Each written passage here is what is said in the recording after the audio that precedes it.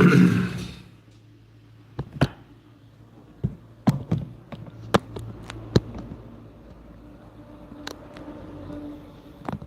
everyone, how's it going? Just a quick live today to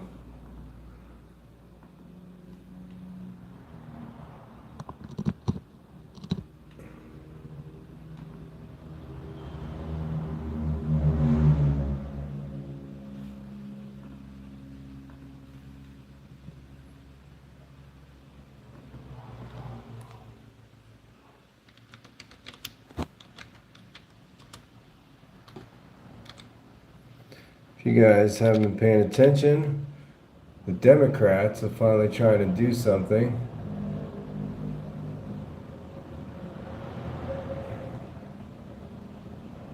So, we got the big tax cuts for Donald Trump, but so here it is. This is brand new. Blumenthal joins new bill to cut taxes for millions of working Americans. And of course, this isn't the Republicans because they just put out their big tax bill this year that will, save billionaires money. So this new tax bill, just a quick rundown, what it will do, and you guys should support your senators. It looks like it's mostly senators supporting this right now. Here, let's see the, yeah, see, it's all D's here. Kelly, Gillibrand, Booker, Kim of New Jersey, I like that guy. Representative Beyer, oh, so that, yeah, there's a House guy. So it's senators and House members. Joined by Blumenthal, Durbin, Sanders, of course, Bernie Sanders is in there. Any tax cut for the working class. So this is a brand new tax cut for the working class. If you guys are new, go ahead and subscribe if you like what we're doing here at the SpinCycle.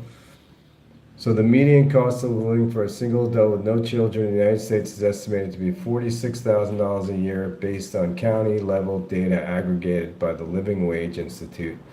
Individuals who earn less than that will not pay federal income taxes. So I think that's a little low myself. I don't know how you guys feel about that. $46,000 a year. There's not many places, even as an individual in the U.S. My hair is all messed up. So it's not many places in the U.S., even as an individual, you could live on $46,000 a year. I mean, you figure if you have a mortgage, you're probably paying, depending on how long you've had the mortgage, $3,000 to $4,000 a month. If you're paying rent, you're paying, for a single bedroom these days, most places in the country, $1,500 a month. So what's that? $1,500 a month, roughly $16,000, $18,000 a year, something like that. So if you're making $46,000 a year, and right now you're paying taxes on that $46,000, you're probably paying an effective tax of, if you're single, like they're saying here, 20%, so that's barely enough to live on. So anyway, the median cost of living for a single adult with no children in the United States is estimated to be $46,000 a year. Based on this new tax proposal, anybody making under $46,000 will pay no taxes, which is a good thing. We need the billionaires to pay more taxes. Hello, Cooper. How are you? Go and subscribe if you're new.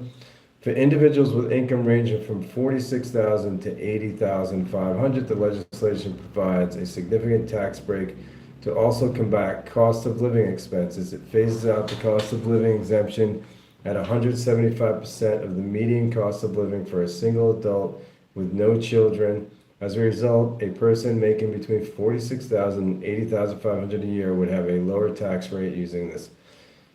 And so the bottom line, a person making $50,000 a year, which is my tax bracket, would typically receive a tax cut of $2,800 a year, which isn't a ton of money, but I mean, we could all use an extra $2,800 a year, right?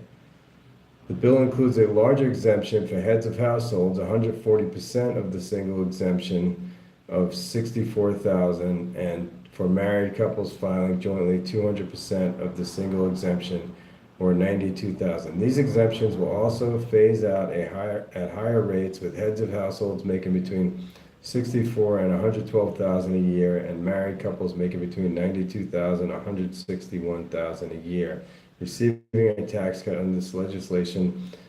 For example, a family of 4 who earns 95,000 would typically receive a tax cut of approximately 6,000 a year. That sounds good.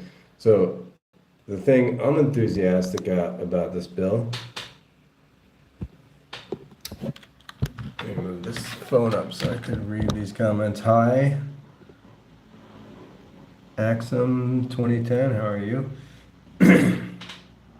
Sorry.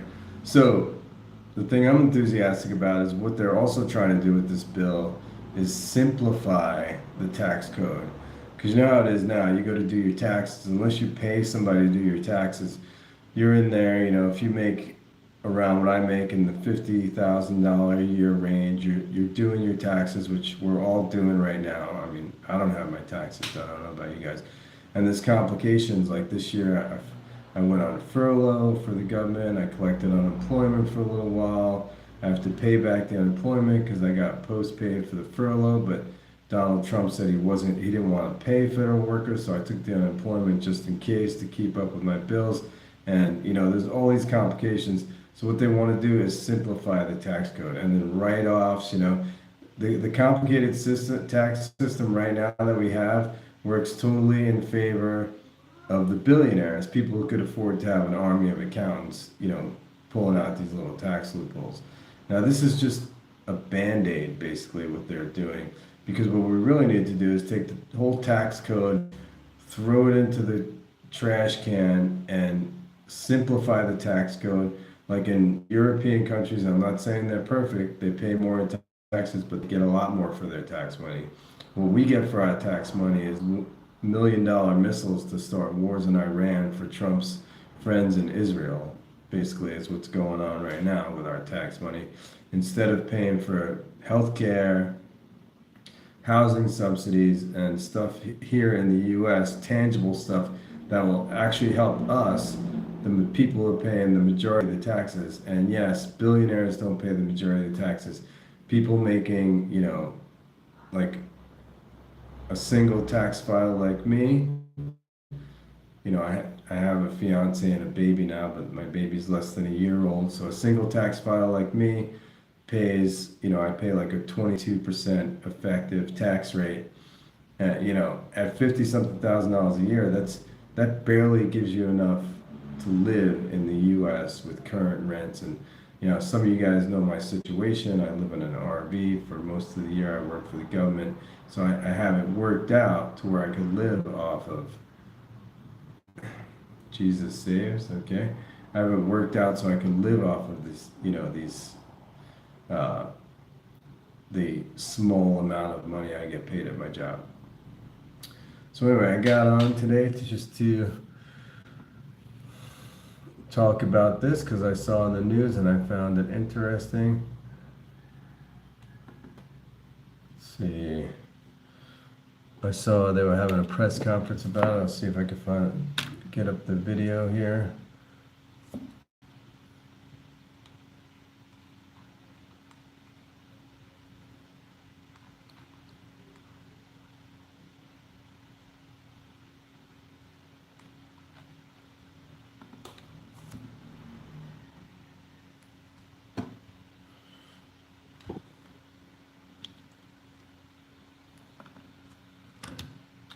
So it's so new, there's not many YouTube videos about it. I have to, it keeps coming up 2025.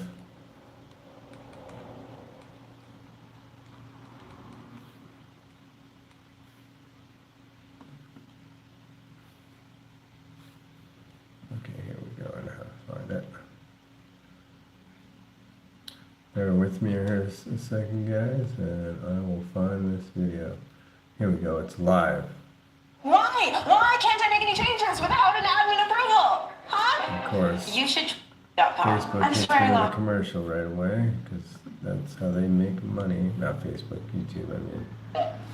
So, on behalf of the AFL-CIO, we're honored to be here, and I want to bring up actually one of our workers here, leaders of the AFT, Carl Williams, who serves as the president of the California Federation of Teachers Council of Classified Employees. He has worked as a senior custodian prior to serving as a special education classroom assistant, and we're so proud of Carl's leadership within his local and the AFT. I know Randy will be here at some point, and thank you as well, but I'll turn the mic to Carl, who then we will introduce Catherine. I am Carl Williams, and I'm a senior day custodian in a Los Angeles area elementary school. And I'm also an AFT vice president and president of the California Federation of Teachers Council of Classified Employees. Okay, here we are. Working people are suffering under this current economy. We are feeling the squeeze. I'm seeing my members suffer in both rural and cities with the rising cost of gas, utilities, and food, and health. If you guys can relate with this, go ahead and give me a thumbs up and subscribe. Are you suffering under the current tax code? So this is live currently, a proposal to put a patch at least temporarily on the tax code until, you know, we can get Donald Trump and the oligarchs out of power. Here, people just can't make it. They're working multiple jobs, living with family to ensure that they can keep a roof over their heads because rent is just too much. They are relying on SNAP benefits and standing in line at food banks just to put food on the table. And these people work daily with our students, and they are suffering at home. They love the work that they do, and they love working with our students. But it is a sad case of affairs when we have cafeteria workers who have food insecurities. We have IT specialists who cannot afford the internet in their home. And we have health clerks who cannot afford health care. And that means the folks who are providing essential services to our students cannot afford the necessities in their home. Something is wrong with that picture. There are Just a brief tangent here, guys, on the side. So I've been, I'm getting ready to fly overseas, and I've been watching the, the airport stuff that's going on with TSA, the government being closed down for the Department of Homeland Security is furloughed right now. So, but TSA has to work without pay. But did you know the average salary for a TSA worker, this is a federal security worker at the airport, is $15 an hour? I mean, $15 an hour when I was a kid, you were doing great. But $15 an hour in 2026 is not good pay. I don't know how you could support a family or anything like that. A lot of people say, well, those jobs aren't meant to support a family. You don't need a college education. But every job should be meant to support a family.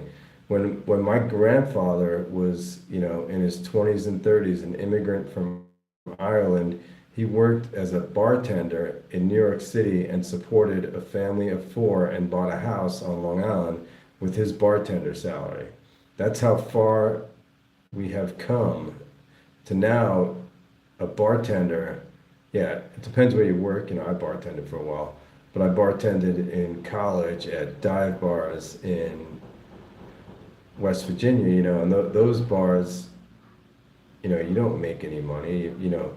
Back then, make, $50 a night in tips and almost no pay. I was in college, so I was getting student loans to support me too, which is also not a good way to go. But, I mean, that's the current state of our economy. That's why we need politicians like this out there working for us. Going to wealthy Americans. Donald Trump's big, ugly bill alone is a windfall for the ultra-wealthy, cutting taxes by tens and even hundreds of thousands of dollars for households that earn over $1 million.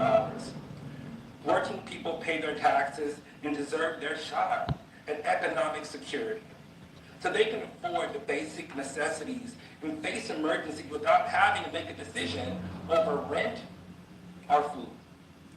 We're asking for fairness, not charity. And the cost in, I'm sorry, and the cost of living, and and this legislation will help working Americans all over, hard-working Americans all over this country to ensure that they have what they need to live. Thank you so much for the opportunity.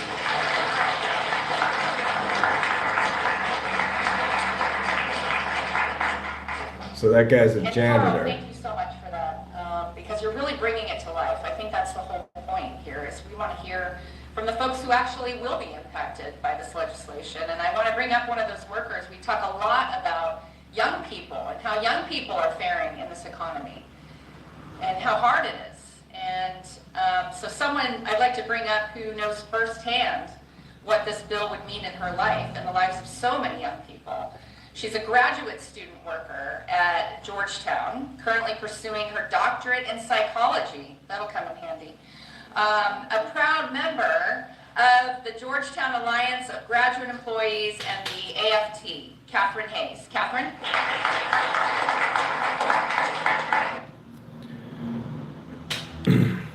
Okay, guys, so you get the point. This new tax bill, you know, if your congressman or senator doesn't support it, whether they're Republican or Democrat, you need to get on the phone and call them in their congressional office and tell them they need to support this bill. Now, no Republicans are going to support it because it directly impacts, you know, Trump's big, beautiful bullshit bill that he passed earlier this year that gives billionaires, you know, tax breaks, billionaires and millionaires, you know, saves them, like that gentleman just said, tens to hundred thousands of dollars a year.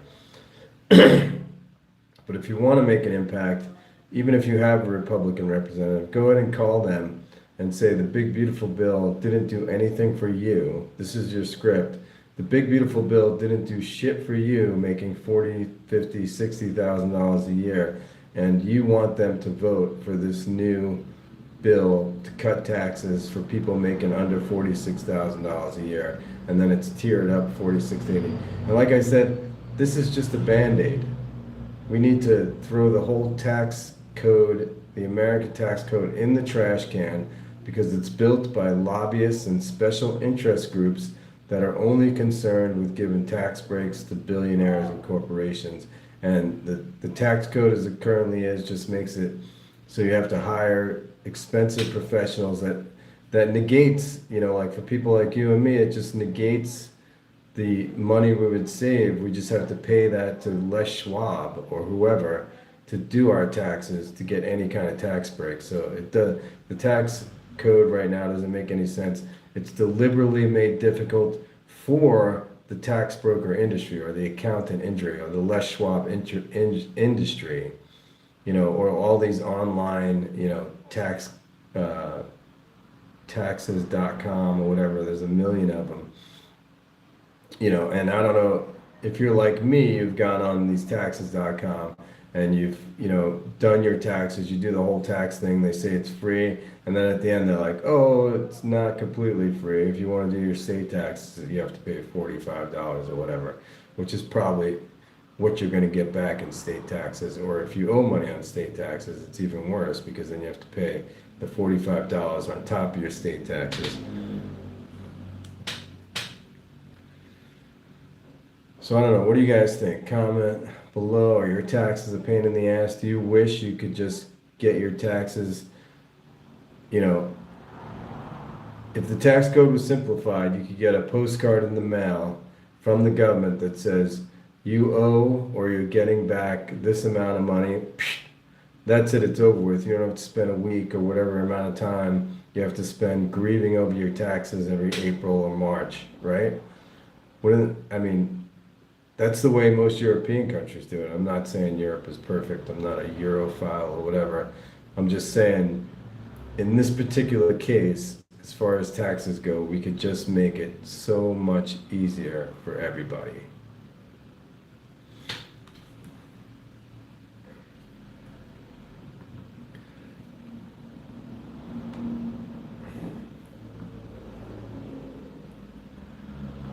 Let's see if, I doubt it, but maybe if anybody's commenting on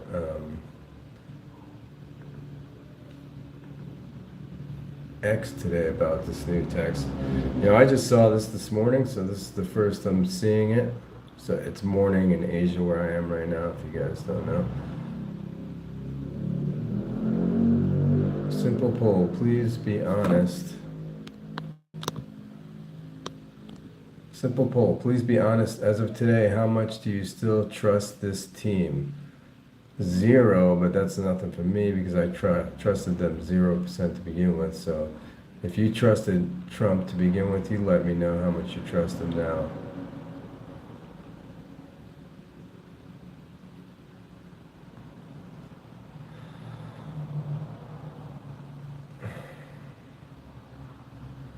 Damn, is that real?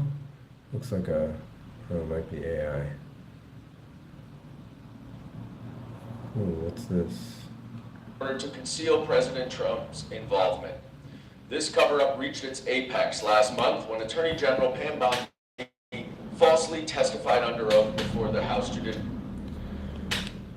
So if you guys didn't know, there's more evidence now that Trump actually did rape that, or grape, well, let's say the word grape on here, but well, he'll be demonetized. I'm always demonetized from my live streams on YouTube just because, I curse and I talk about stuff they don't want me to talk about because, all the social media sites, including YouTube, are part of the cover-up of the Epstein files. They're all actively suppressing videos that talk about the Epstein files. But anyway, more Epstein files. Committee. The Attorney General testified, quote, "There is no evidence that Donald Trump has committed a crime. Everyone knows that," unquote. This is a lie. In the 3 million or so documents that the DOJ has disclosed to Congress under the Epstein Files Transparency Act, there is credible evidence that Donald Trump committed a crime. And that, of course, excludes the nearly 3 million pages that the DOJ is refusing to turn over. Donald Trump is mentioned thousands of times in the Epstein files. There are multiple allegations that he sexually assaulted young girls. But I want to focus on one victim's allegations that the FBI unquestionably found to be credible. The DOJ tried to hide reports of 3 of the 4 interviews that this victim gave to the FBI, but pressure from the media and Congress forced them to disclose them. And now we know why. She credibly accuses Donald Trump of sexually assaulting her when she was between 13 and 15. In each of her interviews, this victim recited the same account of her interaction with Donald Trump. On August 7th, 2019, she explained that she was between 13 and 15 when she was left alone with Donald Trump, who, quote, mentioned something to the effect of, "Let me teach you how little girls are supposed to be." Trump unzipped his pants and put her head down, quote, down to his penis, bit the S out of it. Trump struck the victim and said words to the effect of, "Get this little B the hell out of here." The victim advised that she bit Trump's penis because he disgusted her. She provided some additional details in the next interview 2 weeks later, and then a month later, she met again with the FBI and asked, quote, what the point would be of providing the information at this point in her life when there was a strong possibility nothing could be done about it. She didn't speak to the FBI again. But the FBI certainly found her story credible. In a 21-page PowerPoint presentation that the FBI made to prosecutors, they included this victim's testimony. They would not have done so if they did not find the evidence credible, which means that Attorney General Bondi lied when she stated under oath that there is no evidence that Donald Trump committed a crime. But we're just scratching the surface, because the Epstein files also reveal that Donald Trump has made false statements over the past quarter century about Jeffrey Epstein. We know in 2002 he called him a terrific guy and said, quote, "It is even said that he likes beautiful women as much as I do, and many of them are on the younger side." In a birthday card 2003 that Donald Trump gave to Jeffrey Epstein for his 50th birthday, Donald wrote for himself that we have certain Okay, we things all in know common. about the birthday card.